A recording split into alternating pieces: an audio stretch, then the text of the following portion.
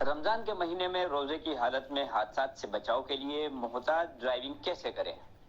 السلام علیکم دوستوں، میں کمانڈر نعیم یوسف ہوں اور اپنے YouTube channel safety with Naeem Yusuf, Facebook, Insta, Twitter اور ٹک ٹاک پر آپ سب کے ساتھ ہوں۔ دوستوں، سب سے پہلے تو رمضان المبارک کی مبارکباد قبول کیجئے۔ ہم اکثر یہ دیکھتے ہیں کہ رمضان المبارک میں روزے کی حالت میں روڈ پر ٹریفک حادثات میں خاطر خواہ اضافہ ہو جاتا ہے، جس کی وجوہات معمولات زندگی میں نمایاں تبدیلیوں کا پیدا ہو جانا ہے۔ رمضان کے مہینے میں لوگوں کے کھانے، پینے، سونے، جاگنے کے اوقات میں تبدیلیوں کے اثرات بہت سے لوگوں کے مزاج میں بھی کچھ تبدیلیاں پیدا کر دیتے ہیں، اور یہ تبدیلیاں ڈرائیونگ پر، بالخصوص جو لوگ لانگ ڈرائیو کر رہے ہوتے ہیں، ان پر بہت اثر انداز ہوتی ہیں۔ روزے کی حالت میں لو بلڈ پریشر ہو سکتا ہے، شوگر لیول کم ہو سکتا ہے، باڈی میں کریمز محسوس ہو سکتی ہیں، اور سونے جاگنے کے اوقات میں تبدیلی کی وجہ سے یا نیند کی کمی کی وجہ سے بے انتہا تھکاوٹ محسوس ہو سکتی ہے۔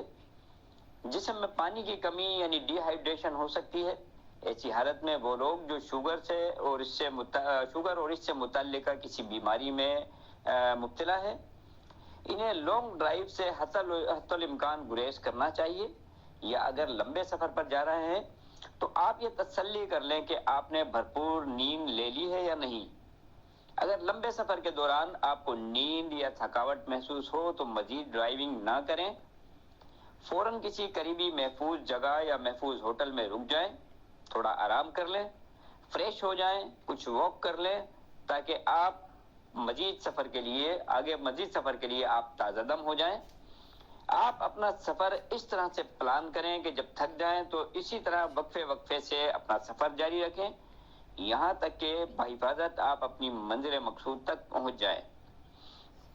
دوستوں، روزے کی حالت میں کچھ لوگوں میں نفسیاتی تبدیلیاں یعنی سائیکولوجیکل چینجز بھی آتی ہیں، اور کچھ لوگ شارٹ ٹیمپرمنٹ کا بھی شکار ہوتے ہیں، جس کی وجہ سے انہیں بہت جلد غصہ آ جاتا ہے۔ یہ شدید غصہ اور لڑائی جھگڑا دوران سفر بہت زیادہ نقصان دہ ثابت ہو سکتا ہے، اور ایسی صورت میں تو بہت زیادہ نقصان کا احتمال ہے جب آپ کی فیملی اور آپ کے بچے بھی آپ کے ہمراہ ہوں۔ لہذا دوستو، سفر کے دوران صبر و تحمل کا مظاہرہ کریں، کیونکہ آپ کے ساتھ جو لوگ سفر میں ہوتے ہیں ان کا بھی روزہ ہوتا ہے، انہیں بھی غصہ آ سکتا ہے، وہ بھی شارٹ ٹیمپرامنٹ ہو سکتے ہیں۔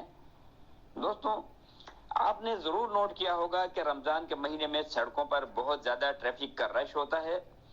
صبح کے وقت ہر شخص کو دفتر پہنچنے کی جلدی ہوتی ہے، اور شام میں ہر شخص روزہ کھلنے سے پہلے افطار اپنے گھر پر اپنے اہل خانہ کے ساتھ کرنا چاہتا ہے، اور سڑکوں پر بے ہنگم ٹریفک کا ایک زور ہوتا ہے۔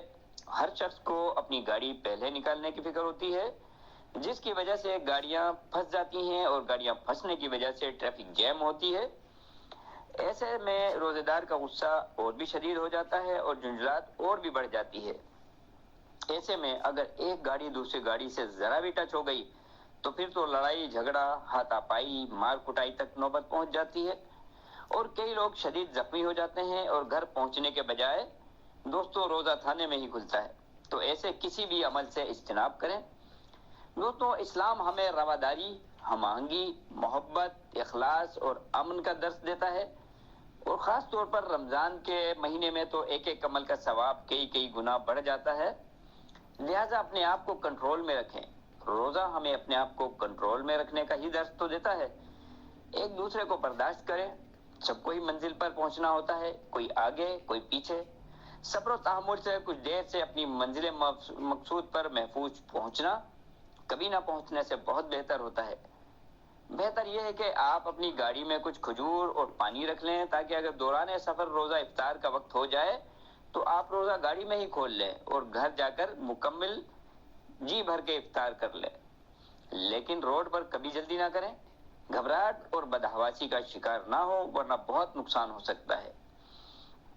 دوستوں، یاد رکھیں، اگر آپ نے سحری یا افطاری کے بعد اپنا سفر کرنا ہے یا سفر جاری رکھنا ہے تو کھانا کم کھائیں، خاص طور پر تیز مرچ، نمک والی اسپائسی غذائیں کم کھائیں، تاکہ دوران سفر نہ تو بد ہضمی ہو اور نہ نیند کا غلبہ ہو۔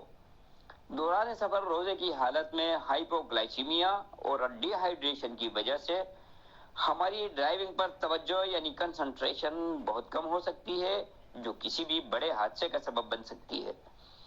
دوستوں، اللہ تعالیٰ سے میں یہ دعا کرتا ہوں کہ وہ رب کریم ہمیں رمضان المبارک کی رحمتوں، برکتوں، نعمتوں سے سرفراز فرمائے۔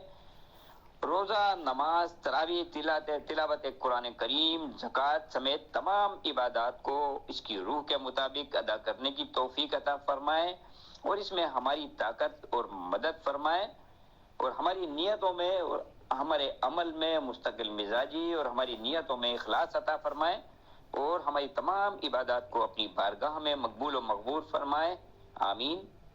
دوستوں، اپنے اہل خانہ اور ارد گرد رہنے والوں کا، روڈ پر اپنے ساتھ چلنے والوں کا بہت سا خیال رکھیے گا، دعاؤں میں مجھے یاد رکھیے گا۔ اللہ نگہبان۔